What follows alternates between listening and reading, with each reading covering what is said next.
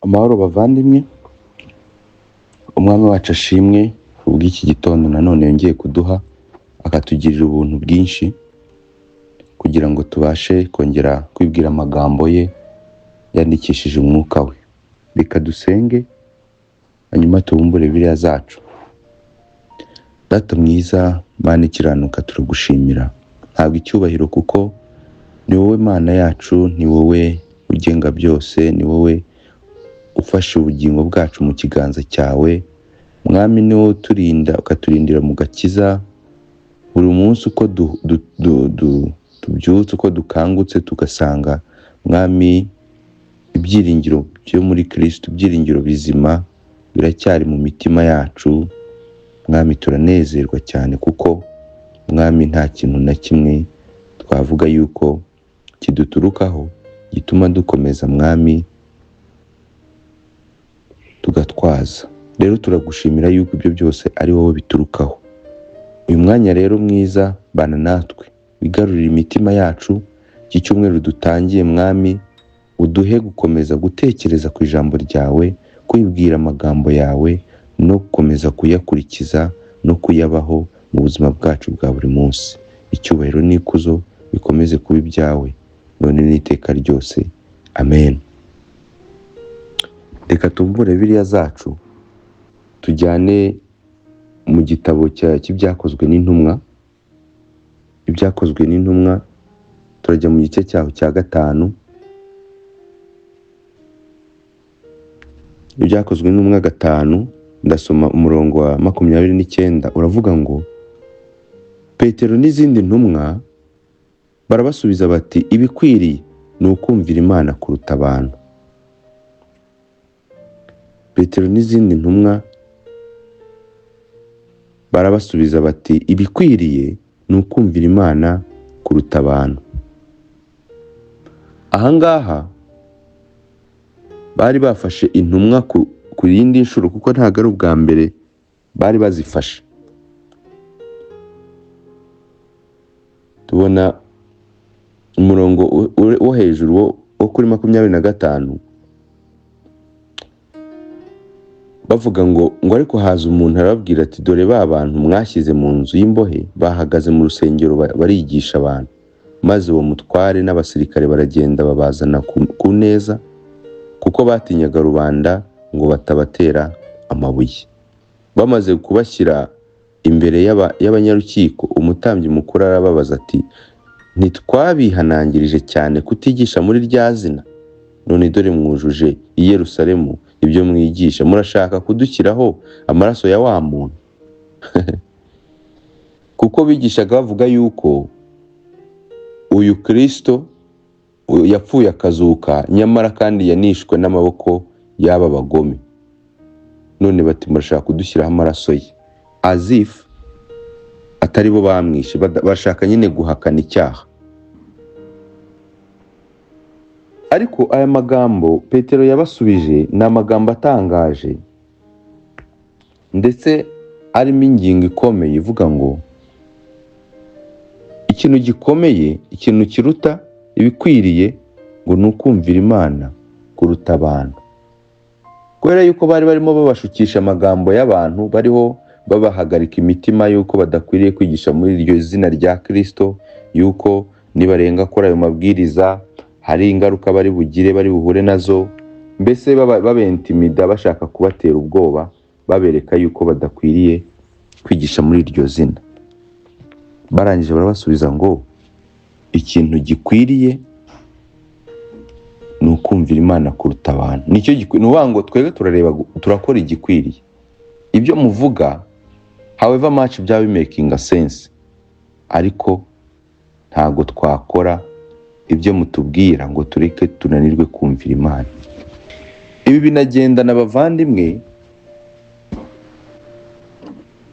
n'ubuzima bwacu bwa buri munsi, binagendana n'uburyo how much do we treat ibitekerezo by'abantu.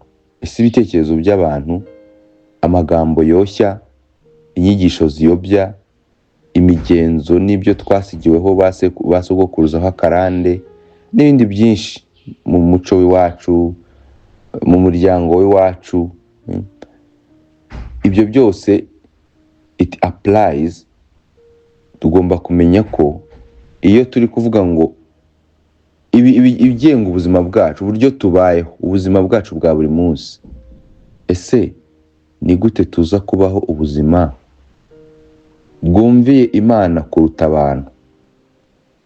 Kubera yuko hari byinshi biba biduhagarika imitima, hari ibintu byinshi abantu baba bavuga bimeze nk'aho bashaka gusetinga norm, bashaka gusetinga umurongo ngenderwaho ukwiye kugenderwaho na buri wese akwiye kwitabira, buri wese akwiye gukurikiza. Hari amagambo menshi y'abantu n'ubwenge bubi bw'isi, iyi si ibikomeza igenda ipresenta. Ariko Petero ayobowe na Mwuka Wera aratanga umurongo ngenderwaho, ntekereza yuko ari wo wonyine dukwiye kuba dutekereza gukurikiza, ari wo wonyine ukwiriye gukurikizwa, avuga ngo igikwiriye ni uko twakumvira Imana kuruta kumvira abantu, kubera ko kumvira Imana nibyo bifite icyo bimaze, naho kumvira abantu nta kintu na kimwe bimaze muri ubu buzima. Hari amagambo ajya gusa nayo Pawulo yandikiye Abakolosayi. Tujyane mu rwandiko Pawulo yandikiye Abakolosayi mbereke. Abakolosayi 2,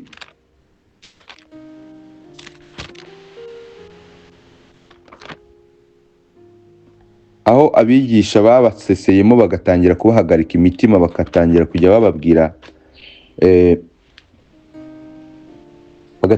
bababwira inyigisho nyine zibakura ku kuri, cyangwa se zituma baceceka ukuri bamenye, ahubwo bagahindukirira ibindi biyobya n'amafilozofi yo muri iyi si. Atangira avuga ku murongo wa 8, Abakolosayi 2:8, ngo mwirinde hatagira umuntu banyagisha ubwenge bw'abantu n'ibihendo by'ubusa bikurikiza imihango y'abantu, iyo bahawe na ba sekuruzaho akarande, kandi bigakurikiza imigenzo ya mbere y'iby'isi bidakurikiza Kristo. Nibwo ahita avuga ngo nyamara muri we niho harimo kuzura k'Imana kose mu buryo bw'umubiri, kandi mwuzuriye muri we ari we mutwe w'ubutware bwose n'ubushobozi bwose. Ngo mwirinde hatagira umuntu ubanyagisha ubwenge bw'abantu ibihendo by'ubusa bikurikiza imihango y'abantu, yo mwahaweho bahaweho na ba sekuruza kuba karande. Abantu baza bahagarika abizera umutima, ugasanga nyine filozofi zo muri iyi si, amahame shingiro y'iby'isi yizera,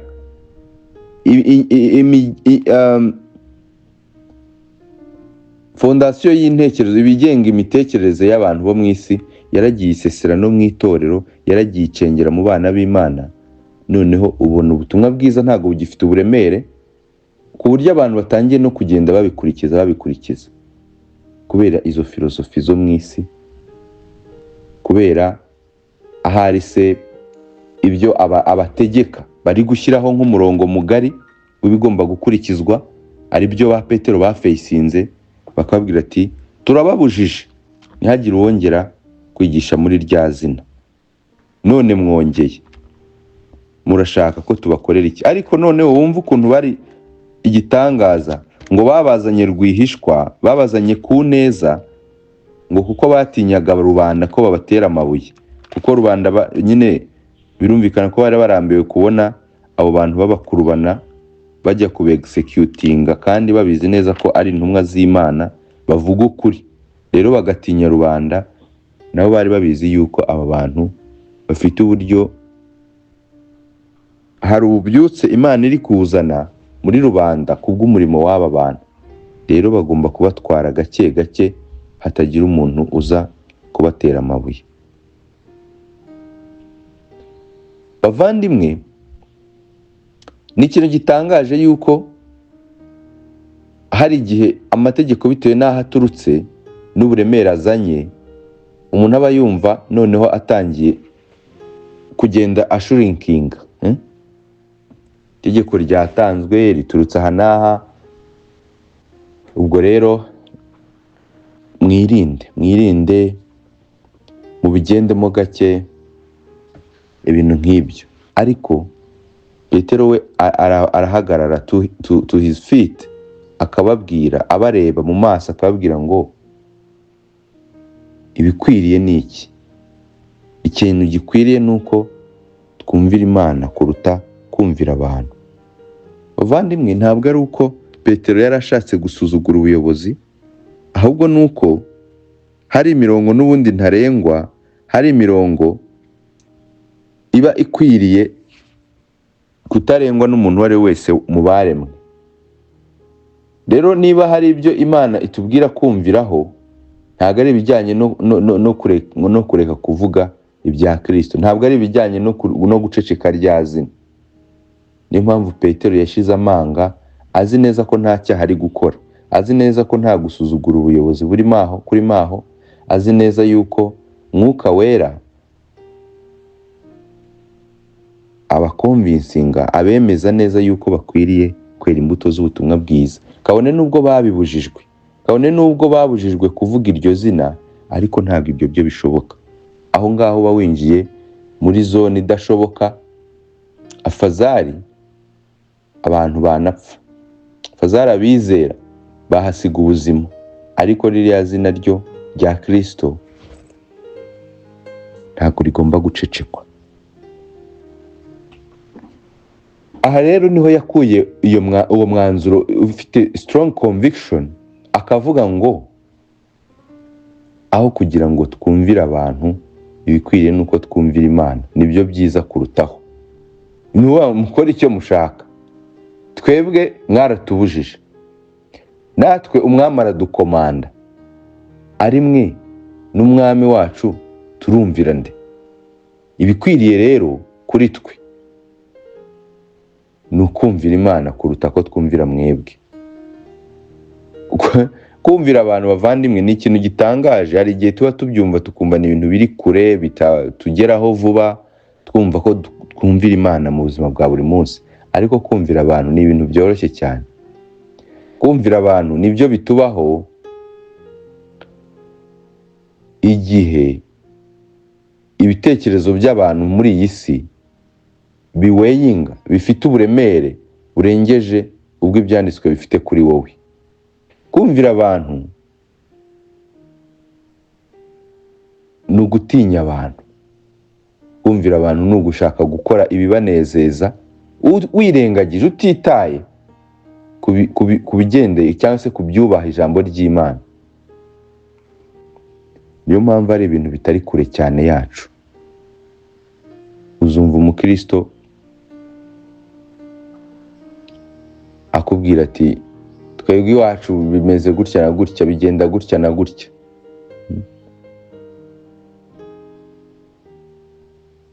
Mu muryango wacu nta muntu wigeze agira atya. Hari n'urengera ukumva aravuze ngo ntawe wacu wapfuye atyo. Nyine ukumva ari kwirefera cyane ku bintu navuga ngo bidakurikije ijambo ry'Imana, ahubwo bigendeye wenda kuri nk'ibyo ngibi Pawulo yabwiraga Abakolosayi ngo babisigiweho, babirazwe na ba sekuruza bibaho karande. Atari uko umuntu iyo ari muri Kristo ataba ari icyaremwe gishya, kuko bya karande byo obviously abantu bakijijwe ntago babyemera, ntago ari ukuri. Karande iyo umuntu abaye icyaremwe gishya, nyine ibya kera biba bishize, byose bindutse bishya. Ariko nyine ugasanga umuntu aracyafite iyo reference, twebwe iwacu bigenda gutya, ibyo ntago nibi ntago. Nyine ugasanga uyu muntu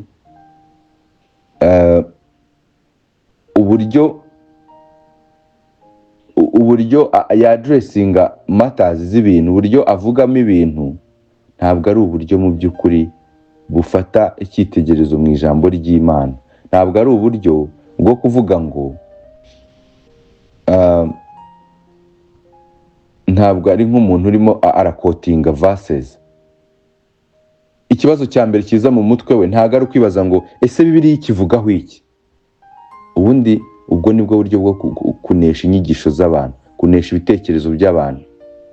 Wari igihe ubona amagambo nk'aya Petero avuga ngo igikwiriye ni ukumvira Imana kuruta abantu, ukumva kubera ko nta muntu ujya kujya mu matwi, kubera ko nta muntu uri kukoshya ngo ukore ibi n'ibi, ukumva wowe uri safe. Ariko hari ibitekerezo by'abantu, hari izo filozofiya ziba zicicikana hirya no hino, ziba ziri mu mitwe y'abantu, zijya zirangira n'undi arizo zigavana, arizo zifite intebe, zifite icyicaro mu mutima w'umuntu. Ibyo rero bituma abavandimwe ibyanditswe byongera kuduha iyi warning, bavuga ngo mwitonde ibitekerezo by'abantu, amagambo y'abantu yoshya, muyagendere kure, muyazibukire. Ijambo ry'Imana ryonyine niryo ukwiye kuba wibaza, ese kuri iyi ngingo rivuga iki? Ese ubundi byanditswe byo bivuga iki? Bintegeka iki kuri icyo kintu? Niba muri kuvuga ngo nceceke iryo zina, Bibiliya yo ivuga iki? Ninyisoma nkasanga birahura, nkasanga nayo imbuza kurivuga, ndariceceka rwose n'umutima mwiza. Ariko icyo Bibiliya iri buze kuvuga abavandimwe, ntabwo muri kubona yuko iyi ngiyi ari perspective yo gutreasuring ibyanditswe. Iyi ni sola scriptura mu yandi magambo kuba bizi, ni ibyanditswe gusa, nugushishikarira kumenya ngo ijambo ry'Imana rivuga iki, mbere yuko considering ibitekerezo ibyo ari byo byose biturutse muri rubanda. Kubera yuko iryo niryo ryonyine rifite icyo rimaze, niryo rigavaninga imyizerere n'imibereho y'uwizera. Ikindi rero gihabanye nabyo, I'm sorry, I'm not going to do it. Ukora icyo ushaka, ariko ibyo ntacyo ndi bukore. Rero ibi nibyo bidukwiriye natwe dukwiriye kuba twibaza cyane iki byanditswe byera bidutegeka, kuruta icyo abantu bashaka ko dukora, kuruta icyo abantu bifuza yuko dukora kugira ngo tubanezeze,